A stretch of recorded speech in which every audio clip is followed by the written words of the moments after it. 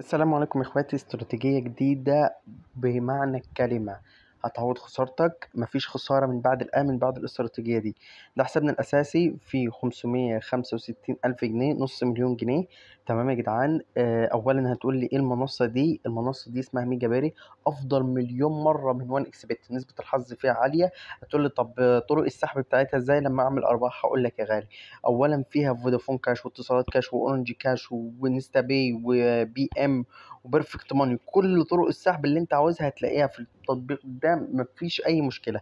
بس المهم ان في طريقه لازم تنشئ بيها الحساب عشان ما تخسرش. اولا دلوقتي هنسجل خروج، تمام، واوريكم الطريقه الصحيحه لانشاء الحساب. ركز معايا من دلوقتي. عملنا تسجيل خروج. اول لما تعمل تسجيل خروج هتلاقي كلمه، اول ما تنزل ابلكيشن هسيب لك لينك التعميل بتاعه في الديسكريبشن تحت. هتضغط على تسجيل. بعد ما تسجيل هتعمله سواء برقم التليفون او فايل، تمام، بملف كامل. هتضغط برقم التليفون، هتكتب هنا رقمك، تمام، على سبيل المثال، تمام. تمام. ومثلا هنا هنضغط دي صح، تمام، اوافق على الشروط. هنا في كلمة لازم تتكتب، يعني كل العلامات دي صح، بالكلمة دي لازم تبقى صح. لازم تكتب فيها حاجة، هو مش عاملها لك عشان ما تكتبش فيها حاجة. هتكتب واحد، تمام، ابن سعد.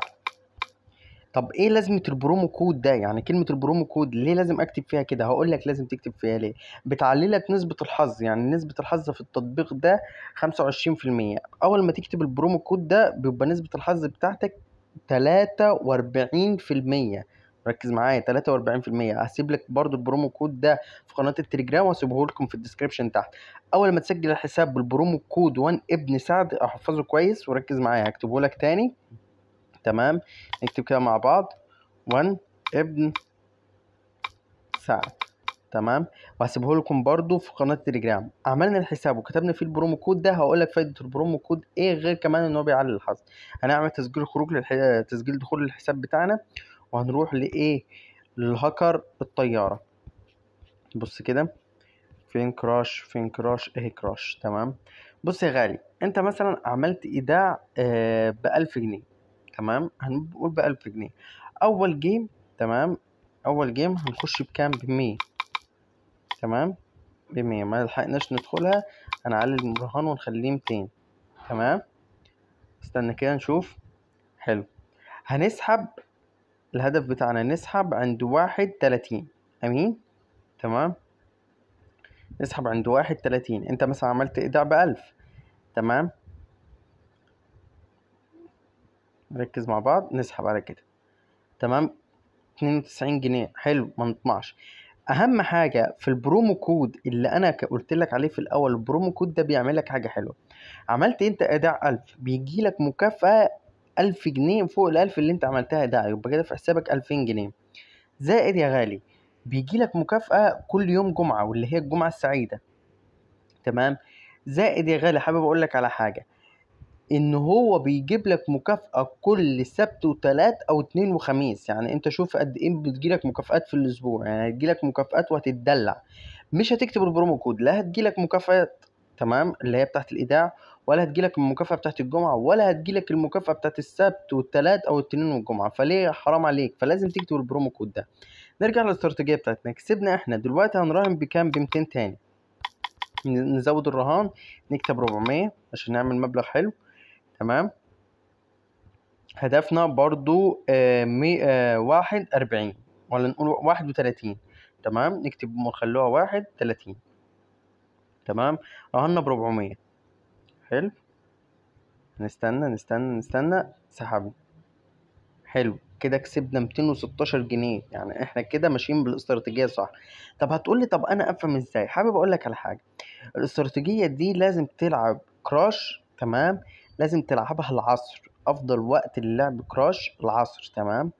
هنيجي دلوقتي هتقولي طب ما انت بتلعبها بالليل. انا بلعبها بالليل لان انا بكون في الصبح في الشغل، فانا بقول لك نصيحه من اخ لاخوه، تمام. لان في العصر بتكون بتضرب في الايه، في ال 12 وفي ال 15. يعني هنفضل مع بعض.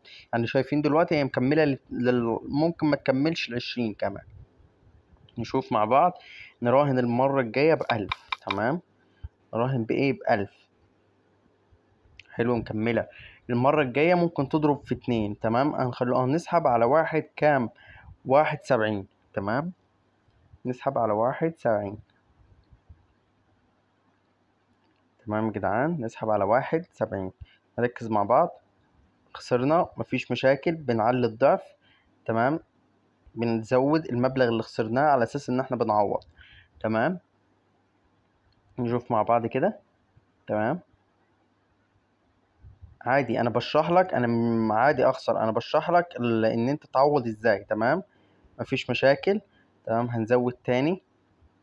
نزود، انا بزود علشان اعوض الخسارة اللي خسرتها. تمام. انا بعمل كده علشان الخسارة اللي خسرتها بعوضها لك. تمام. احنا مراهنين ب7. مفيش مشاكل، ولو خسرتها دي هزود تاني، مفيش مشاكل. تمام. نسحب كده. كده انا عوضت الخسارة بتاعتي، ضربتهم في 2. يعني انا كنت خسران كام؟ 3 في 7، كنت خسران 7. كده انا عوضت خسارتي وبزيادة. تمام. هنراهن تاني ونسحب عند 31. تمام. 31. حلو كده، سحبنا.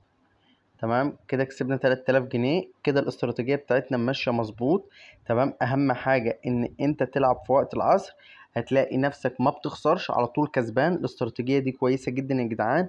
بس أهم حاجة تسجل بالحساب بالبرومو كود 1 ابن سعد، علشان الحظ بتاعك يكون عارف الحساب، والحظ بتاعك يعلى أكتر فأكتر. شوفوا، شوفكم بخير في استراتيجية جديدة.